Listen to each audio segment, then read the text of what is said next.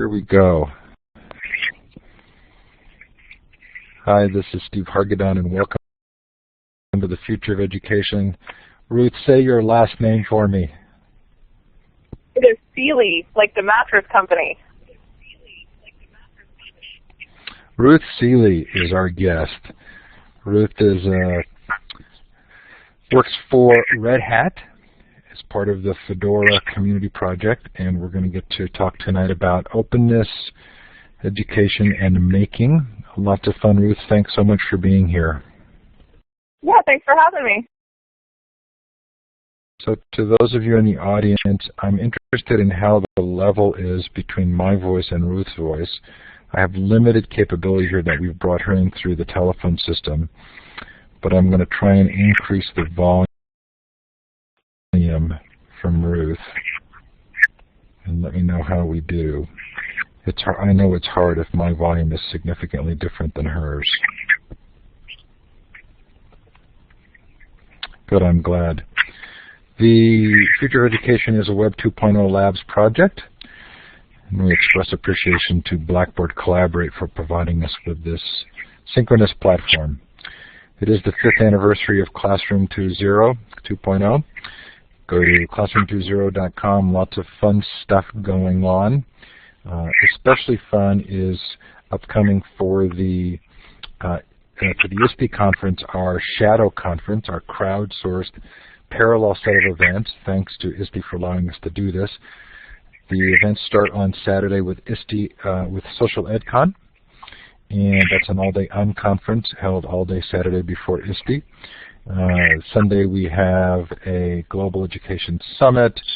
And then Monday through Wednesday we have the Bloggers Cafe and ISTE Live. If you've never presented at ISTE or you didn't get your submission in on time, you can sign up at ISTE Live to actually give a presentation, and not only in front of a live audience but streamed out. So go to ISTEunplugged.com. Social Learning Summit was a huge success in April. All of those sessions are recorded. SocialLearningSummit.com, or go to Classroom20.com and look for the link all about social media and education. Coming up, the Library 2.012 Conference and the Global Education Conference. Website for the Library 2.012 is library2012.com, and the Global Education Conference is globaleducationconference.com. Those events are free. Coming up in the Future of Education, lots of fun interviews. About half of these were added within the last couple of days. I won't go through them again, but Lee Rainey from Pew, Gordon Dryden from New Zealand, Tony Wagner from Harvard, Ron Walk, just a great lineup at futureofeducation.com. If you've missed any of our sessions, they are all in full Blackboard Collaborate versions, recorded versions, plus MP3, and you are most welcome to download and listen to any of those. Over 250 sessions. I think we may be closing in on 300. So this is a chance to have you let us know where you're participating from. Now to the left of the whiteboard, look for the icon. It's the star. It's the second one down. Double click on that and then click on the map.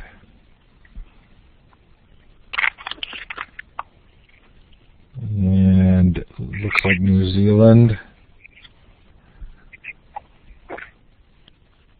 Bill Allred is here, obviously. It must be Bill.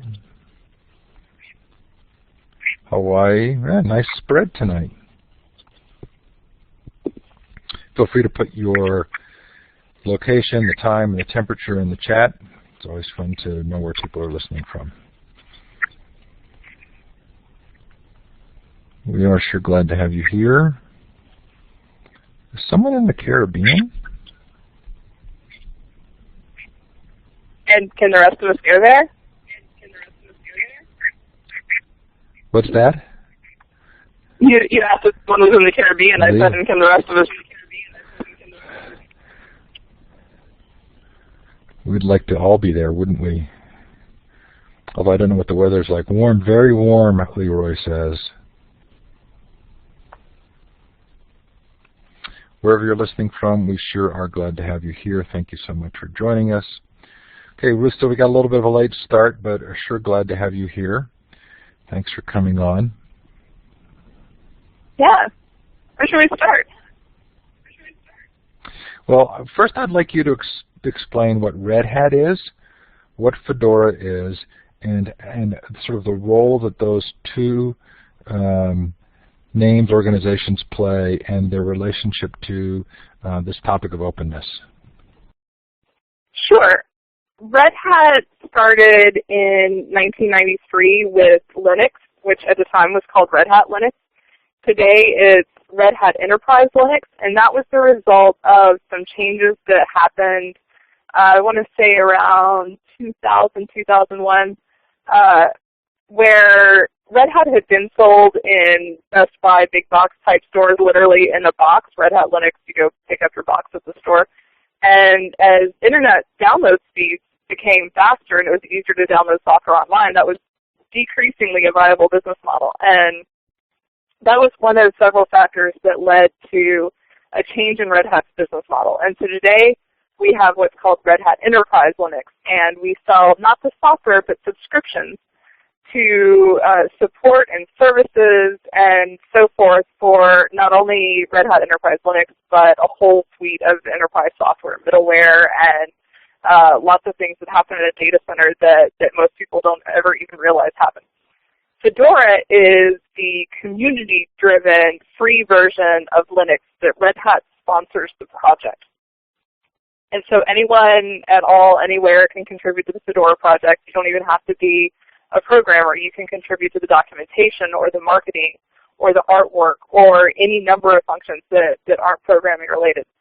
And Fedora's distribution then feeds into Red Hat Enterprise Linux. Red Hat pulls from Fedora and hardens the software and makes it ready for companies to use and incorporates all of that into Red Hat Enterprise Linux.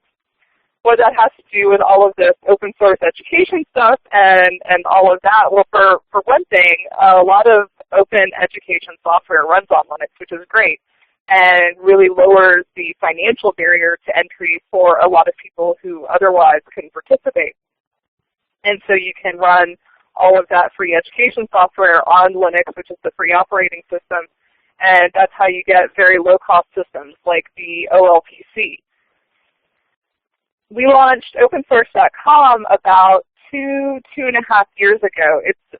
There's a banner at the top that calls it a Red Hat community service. And what we wanted to do with opensource.com was talk about how all of those principles that made open source software very successful, and it has been for Red Hat and other companies. Red Hat became a billion-dollar public company as of April of this year. Those principles that make open source successful for software development, like collaboration and transparency and rapid prototyping, how those could be applied in other ways, and how they are being applied in other ways, and how they're very successful in those places. So opensource.com is not about software, it's not about technology, although we do talk about those things from time to time. It's about applying those principles in other ways. And one of the big ways is education. So we split the site into what we call channels. It's sections, just like your newspaper has sections. And it's business, education, government, health, law, and life is the catch-all channel of something that didn't fit somewhere else goes in the life channel. So there's an interesting sort of backstory here with open source software, because I ran a conference, co-chaired a conference called K-12 Open Minds, which was all around open source software and education for 3 years, and then led the open source pavilion at the ISTE show for 5 or 6 years. And really, about a year ago, it became pretty clear that open source as a movement, at least in K-12 education, had fallen under the sword of Google Apps for Ed, in part because of the tremendous cost savings, but in part because just of the convenience. Did we lose something important there? Can this come back, or does the movement to the cloud really change sort of the adoptability of open source? Did we lose something in the Google Apps, or I'm sorry, I'm not sure I quite understood what you're asking. Well, have we turned a corner that's going to be hard to go back? Is the idea of schools running open source software on on their own servers, not going, has that disappeared with the cloud? No, not any more than everyone else has moved all of their stuff to the cloud. And I think, like with a lot of things, education will lag behind that curve. I know my kids' classrooms certainly haven't moved to the cloud in almost any fashion at all, other than the way they store syllabi and things like that on Blackboard. But I think it'll be a long time before everything entirely goes to the cloud.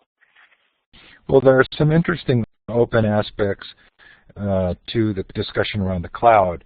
And in particular, I think Richard Stallman for some time now has been kind of arguing that data and privacy become sort of core issues when you move to the cloud. That still feels like it's very much a part of the open story, right? Right. Well, so one of the main principles that I talk about, when I started giving talks about what opensource.com is doing a year and a half ago, I quickly realized that as soon as you say open source, people jump to software and they block out anything else. And so I stopped saying the words open source and started talking about whatever principle I really meant. And one of those primary principles I talk about is transparency. But in education in particular and in healthcare apps in particular, the flip side of transparency is privacy and security. And we've seen over and over again that that is not a problem that the cloud has solved yet. And it's certainly a primary concern for students and parents. Okay, so if someone goes to opensource.com, what kind of stories are they going to see? And in particular, which stories do you have responsibility for? I was thinking you were over the Life channel. Is that correct? I am. In official sorts of terms, we call them moderators. Most people would probably call them editors of the Life channel. But I've written about 20% of the content across the entire site thus far, including in all of the channels, including the education channel. I've recently moved. The reason I'm talking about Fedora more these days is because I was on the team within Red Hat that originally started up opensource.com, and a few weeks ago I moved to a new team we have called Open Source and Standards, where I'm focusing on Fedora more.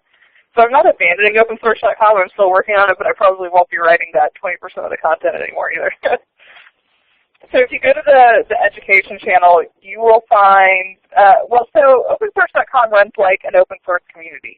We have contributions from anybody who's willing to contribute. And so what you'll find is what someone was interested in contributing at that given time. And ideally, it's content that is interesting to what is happening at that given moment. If you start scrolling back in the education channel right now a little bit, there's timeless things like about unschooling and how those principles relate to open source, but then there's a bit about how Blackboard, which we're here on, ties into open source a little bit.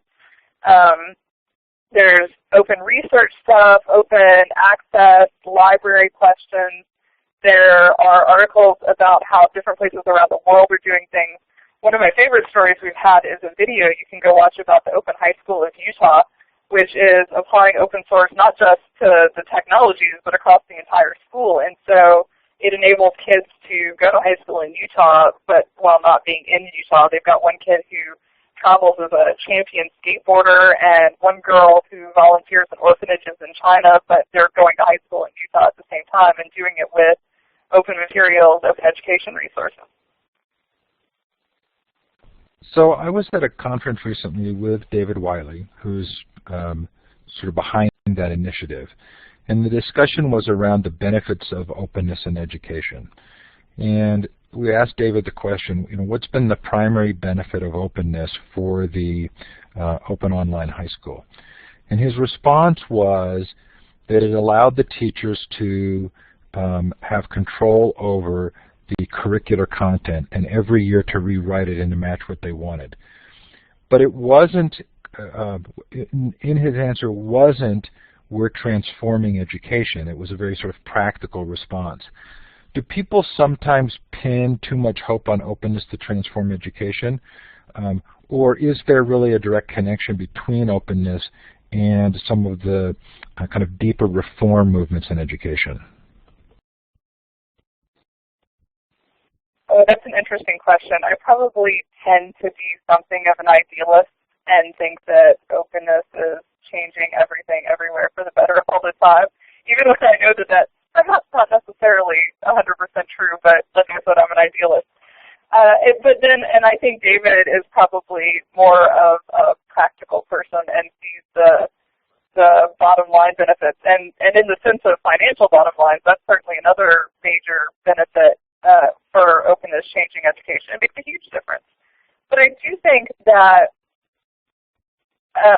applying openness to the classroom can benefit in a lot of ways. There's one story that we posted not long ago about the challenges that open accessibility, but in other senses they also are enabling accessibility for, I suppose the question here is, what sort of accessibility do you need? One of our more popular stories was about an open steno machine and a story about Braille and how opening content and allowing it to be translated into those different formats and different methods of delivery makes a huge difference for people with accessibility problems. So that's another way that openness makes a significant, serious change for people, not just in some superficial, idealistic way. It feels like there are kind of two trains of thought here. One of which is that we're in a period of time in which openness is sort of radically altering our perception of institutions and our relationship to them, to content and the like.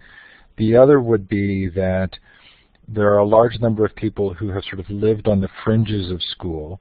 A lot of the internet entrepreneurs, a lot of the makers, the autodidacts, who really didn't feel like school met their needs, and look to openness or open source software or the maker culture to help transform schools into what they wish they had been.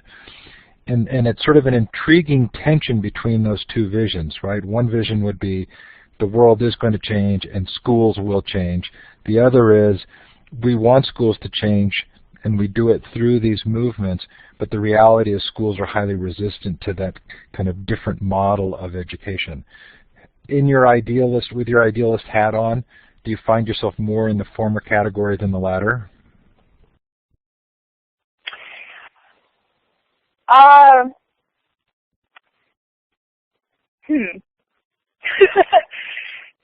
So if we step outside the education world and just think about how everything has changed at this point, we are functioning more openly than we ever have before because of the internet.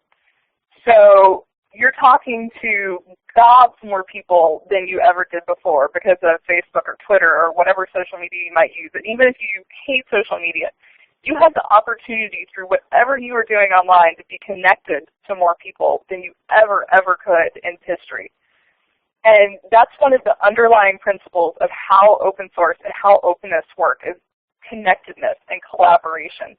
And so just at that base level, people who are having kids who are starting school now, and those kids themselves are entering that with a more open perspective than their parents and their grandparents and anyone before them did. And I think that is going to flow into the way that they behave in the classroom and the way that we start to approach education.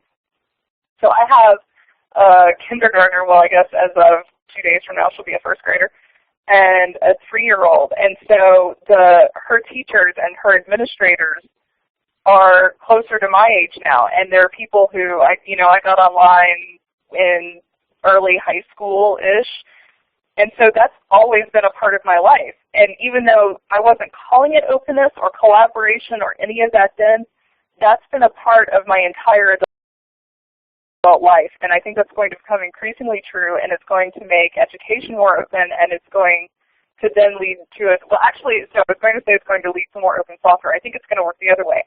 I think as people see the benefits of open software, because that's an easy thing to get into a classroom, into a student's hands, into a teacher's hands, then we spread from there into using more open principles in general. So I'm interested. I'm not even sure that answered your question. It does. I'm interested in some feedback from our audience here, too, about their own personal experiences and about the broader perspective of the school systems within which they work. But I'm going to give you a hard question here, which is, it feels as though Apple, the iPod, the iPhone, and the iPad have gained much more traction in schools as non-open systems than most of the open initiatives. How does that fit into your perspective of what's happening? And is it just the case that we will choose convenience over openness just because that's how we operate? I wish I could predict how the world is going to turn out for Apples and iPads, and Steve Jobs is no fan of openness in particular. But when I was a kid, Apple thought that putting Apple computers into every classroom in this country was going to make them successful in the home market, and that didn't work out. It seems to be working out better with the iPods and the iPhones and the iPads. In fact, my aforementioned kindergartner was sitting, and I walked into school the other day, she was sitting in the hallway reading books on an iPod. But that doesn't mean that Android isn't making progress as well, and I'm seeing more. So for those who don't know anything about me, which is probably everybody, I also blog for a site called Geek Mom that's on Wired.com, and it's interesting how many more apps for kids we get for the iOS than we do for Android, but it's starting to change. I'm starting to see more apps on Android and more attention paid to that. The biggest challenge, and I'm not going to pretend that iPads aren't incredibly popular, but the problem is you're comparing a device to many devices. So Android has more eyeballs on it than iOS. However, there are so many Android devices that when you compare any one of those to iPad, there's no contest at all. And that makes it a huge problem for the developers because you can't just develop once like someone developing for iOS does. They develop it for an iPad and it goes on the iPad and that's it. If you want to develop for Android, you've got gobs and gobs of hardware compatibility problems. And that's going to be a huge, huge uphill battle. Yeah, I wonder if this doesn't reflect an actual dichotomy in human nature, which is sort of both the sharing and the competition, and our perspectives on both. And clearly the fragmentation of Android, and I'm an Android fanboy. Everything I own that's handheld is Android. Does make it harder for the developers to develop. And as much as I'm an Android fanboy, I'm using Google Chrome on my Android devices versus Firefox because the functionality of Chrome is so much better. So I sort of feel like I live in two different worlds. I'm an idealist in some areas and a pragmatist in others. And I'm sometimes discouraged at how easily I give up my moral conviction for convenience. I have an old post. I wish I could remember the title of it. I'll try to find it for you. I have an old post on opensource.com pretty much about exactly that, about how sometimes you compromise those ideals. I have a Kindle.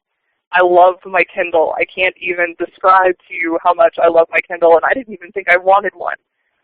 But it could not be less open. Now, when I got my Kindle, I didn't know about the Kobo. I would tell anybody now who wanted one to go get a Kobo, which is an open source, pretty much identical to the Kindle e-reader. But we all have to make those choices. Unless you're going to be Richard Stallman and lock yourself in a bubble and refuse to use anything non-free, you have to make compromises sometimes. I know plenty of Linux programmers who have Microsoft machines for gaming. Okay, so before we move on from opensource.com, one of the descriptions that it was in your bio or somewhere that I read was about helping make communities better. What can we learn from open source communities? Oh, so much. So I think I told you when we were talking a little on email before this, it actually started for me when I went to a free culture conference. Not an open source or free software conference, but a free culture conference in Berlin about a year and a half ago. And I saw that there's this growing free culture movement. That's exactly what we're talking about on opensource.com, about openness as a culture, that is completely unaware that open source software exists and has solved so many problems for them.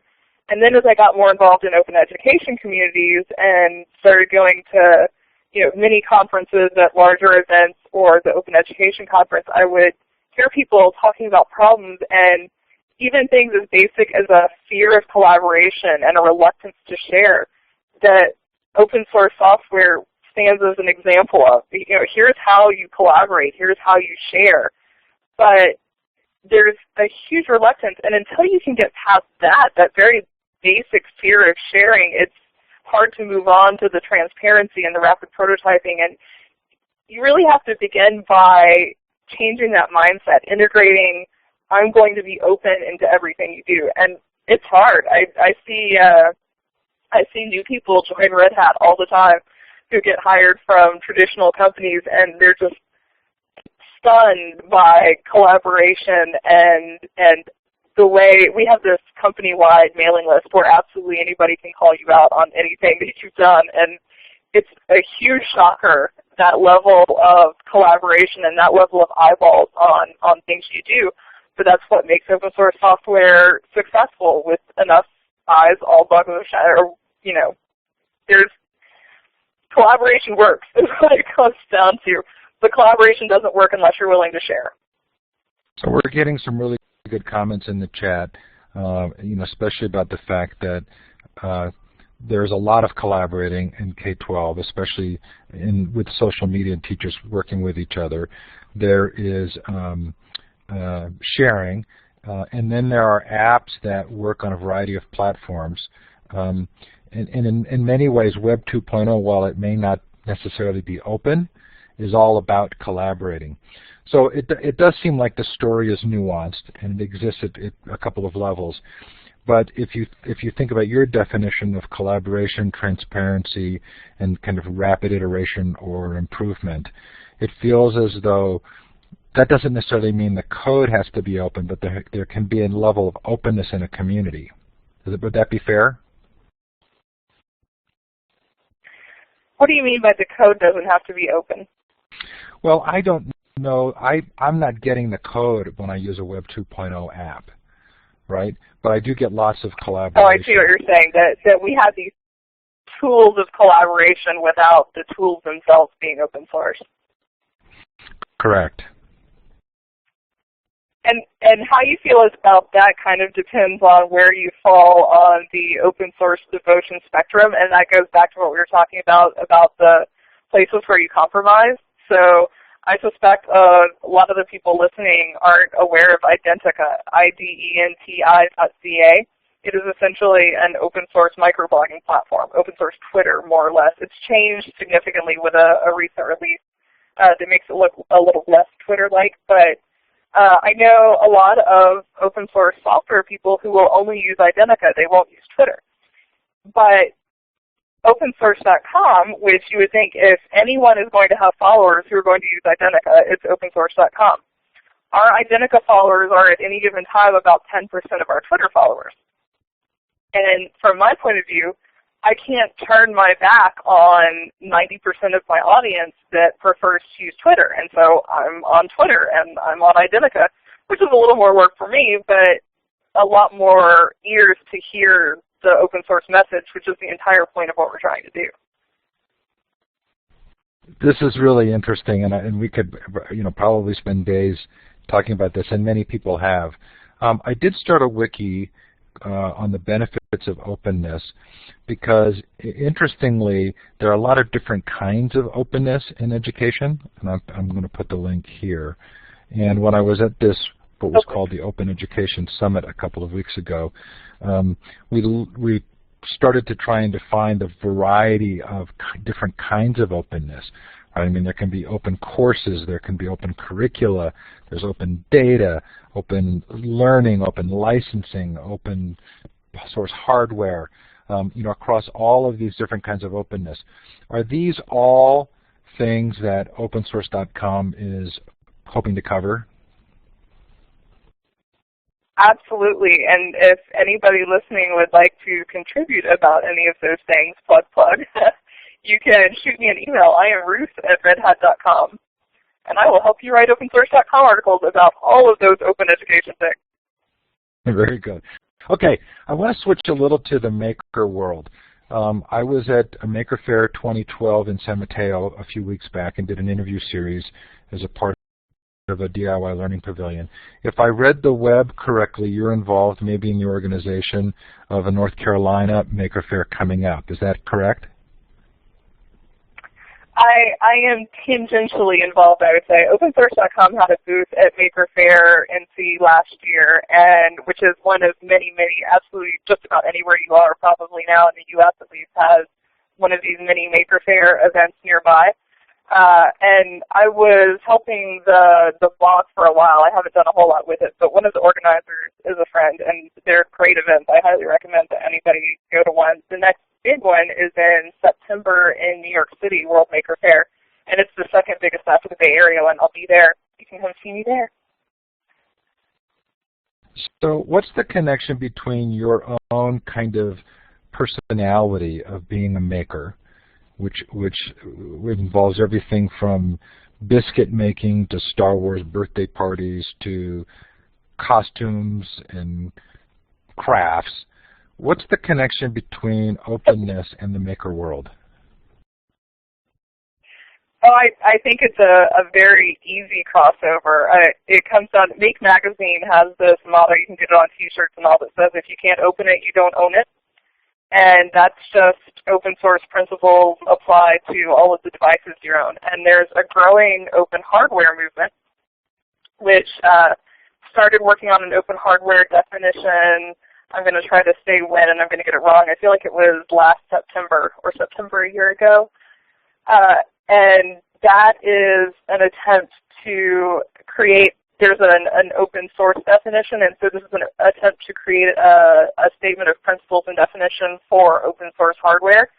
And that means a whole lot of things. There are the Arduino boards and the clones of the Arduino boards, which are, for those who aren't familiar, little open source hardware boards that you can make all sorts of electronics with.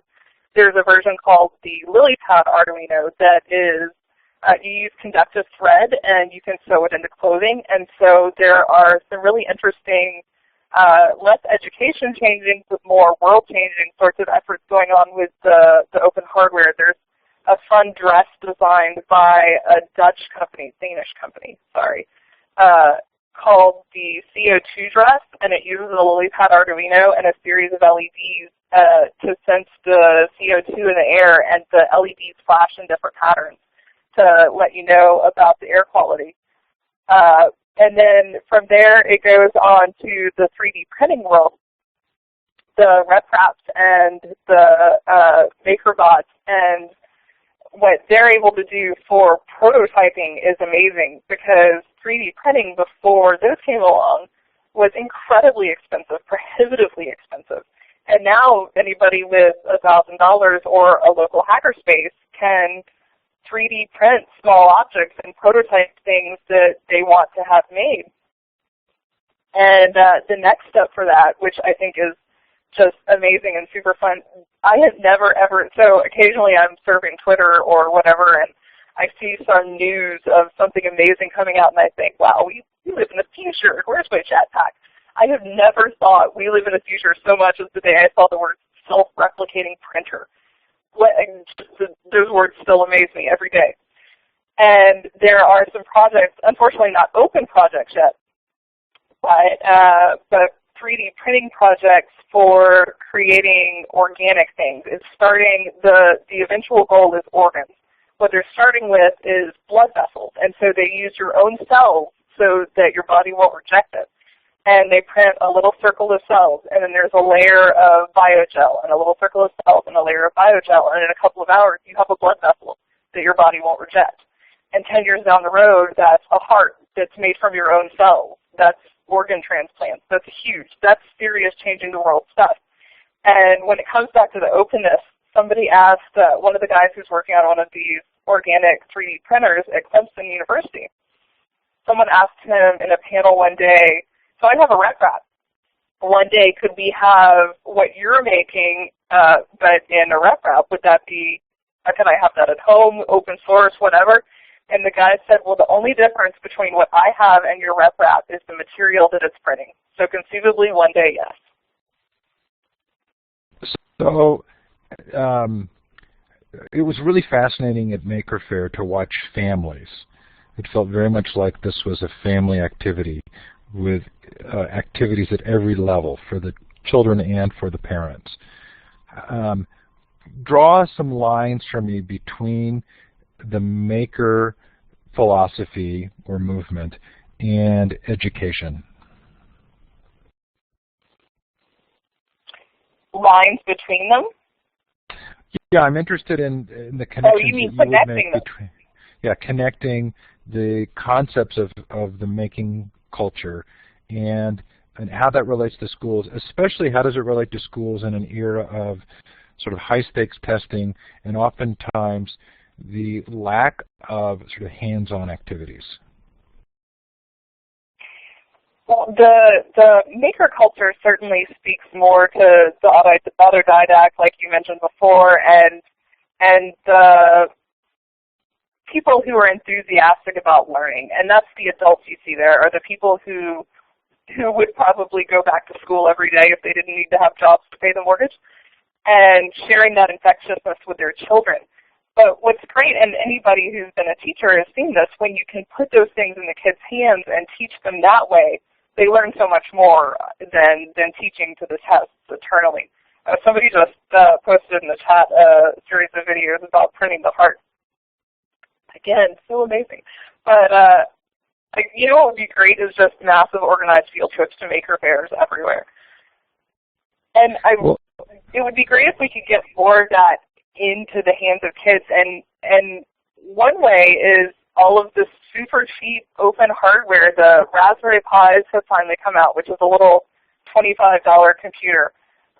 There are a couple of others. The All-Winner has started shipping. The Q-Box is actually in a box, and it's about $100, significantly more. But the FIRST and NEX competitions, the robotics, putting those things in kids' hands so that they're learning by looking at it and doing it instead of looking at a whiteboard. Well, I know Dale Doherty has gotten funding for this Maker Education Initiative, which is something akin to school gardens or after-school robotics programs. It's kind of creating a space where things can happen that hopefully will influence just by virtue of being there and people being able to take advantage of them. I don't know if that hobby blog of yours, is that one you make public? It was harder for me to find, but can I put that up? Oh, it's that's just sort of my personal blog that I had a long time ago, and usually I post to it starting about this time of year when I start working on massive science fiction costumes, to be honest. As I've spent more time on opensource.com and GeekWell, I spend a lot less time posting on my personal blog because I would rather talk to, gods and gods of people than myself.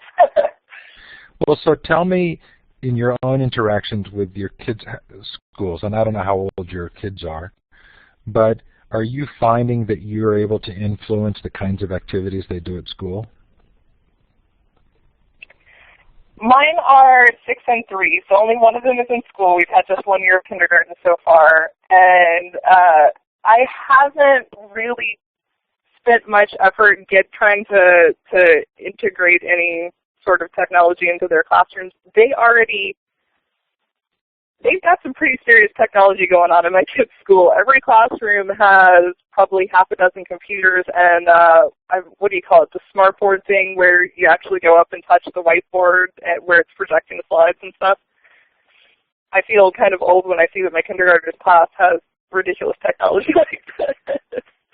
I do hope that at some point in the future I'm going to be able to do more of that, and I would love to do things like a workshop on Scratch for all of the kids. If you're not familiar with Scratch, it's a drag and drop programming, sort of like when I was a kid I learned on Logo where you just typed, up pin and things like that. But Scratch lets you drag and drop the blobs of language so they fit together like puzzle pieces. So it introduces you to those concepts of how the terms fit together and into making a program do something. And I think it would be great to do some workshops like that. And I know that there are, because I live in an area, I live in the Research Triangle Park, Raleigh, North Carolina area, and so there is no shortage here of technology-interested people, and I know there are already several people in this district working on those sorts of things. So I don't think that at least here it's all on me, and that's good. I was interested in your Geek Mom posts, biscuit making, Star Wars parties, and I'm curious, what defines being a geek? Because in a lot of ways, those are sort of traditional homemaking activities that have often been sort of part of the complicated discussion about women in the home, and I read your Bones post. I wouldn't have thought of biscuit making as being a geek mom, but describe that for me. You just asked my favorite hot button question of the week. Good work. Geek Mom spun off of another Wired blog called Geek Dad. And one of the Geek Dads wrote a post just a week or two ago about how the geek community is excluding people by imposing unwritten requirements of what it means to be a geek. To me, we've reached this point, this wonderful, wonderful place where maker fairs are happening, and the Bay Area Maker Fair sells out. They don't have enough room for everybody who would like to buy a ticket. Iron Man and Captain America and the Avengers are banking the box office. Nobody is even coming close. Things that weren't cool when we were kids that made you an ostracized geek are now popular. And he wrote this post about how we're imposing this "you're not geek enough" culture, and that's surprising for kids who are excluded as geeks, and that's not okay and all. And yet I kind of feel the opposite, that there needs, if we're going to define ourselves as geeks, that there should actually be some sort of definition. The Geek Mom approach, many of them, perhaps most of them, actually disagree with me, and they've defined geek as being obsessed with something. And so they use it as a word that requires a modifier. So you could be a football geek, whereas I don't see football as a particularly geeky pursuit. And so what I hope I do, at least in most of my Geek Mom posts, is bring those things together. So you mentioned the Star Wars birthday parties. If Star Wars isn't geeky, I don't really know what is. And so I made my kids this pretty cool Star Wars cake. And so that's where the, bringing the making the cake, the mom thing comes together with the geek thing. The biscuits, I tried to make it more about the science, the geeky aspect of it. If you read it, it was about the protein content of the flour and how that changes, how the biscuits turn out. And so I try to make it sort of a combo deal when I'm posting on Geek Mom. Yes, it was very interesting for me because my wife is an accomplished chef. I mean, she loves being in the kitchen, but for her it's also associated with kind of typical mom responsibilities that carry some awkwardness about focusing on that.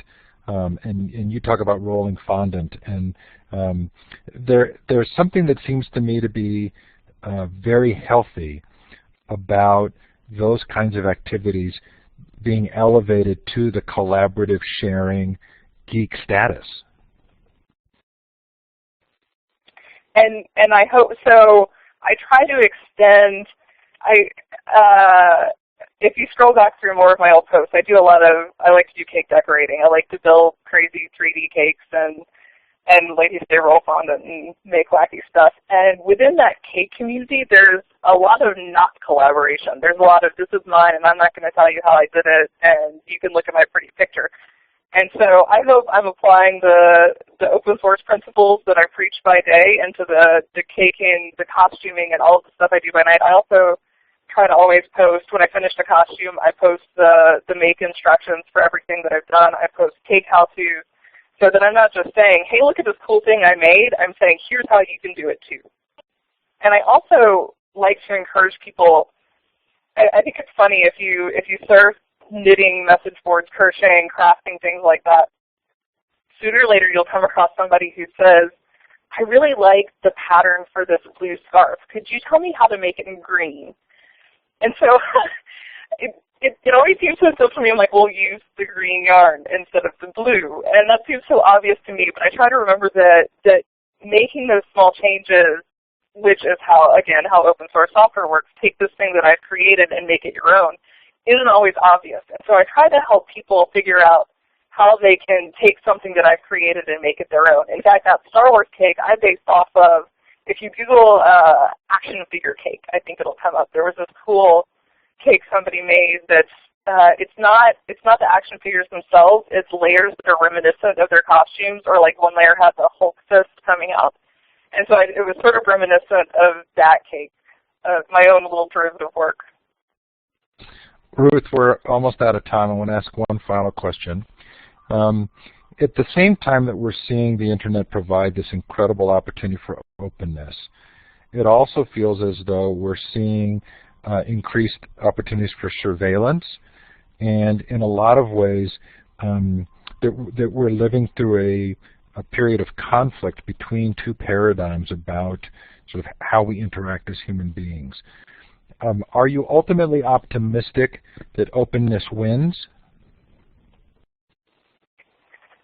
I am always generally optimistic that openness wins, but again, privacy and security are the flip side of transparency, and it has to be a balance. And since I am an eternal optimist, there are people, if you've been on Facebook this week, or at least on everybody I know's Facebook page, people are posting this ridiculous forward that says, now that Facebook is public, you have to post this message on your Facebook page that says that they can't use your pictures. I'm like, well, number one, your post is meaningless. Number two, if you don't want it shared, you shouldn't share it on the Internet. And I kind of approached the Internet from this public approach. I don't put it online unless I intend for someone to see it and like it and use it. I understand that not everybody approaches the world that way.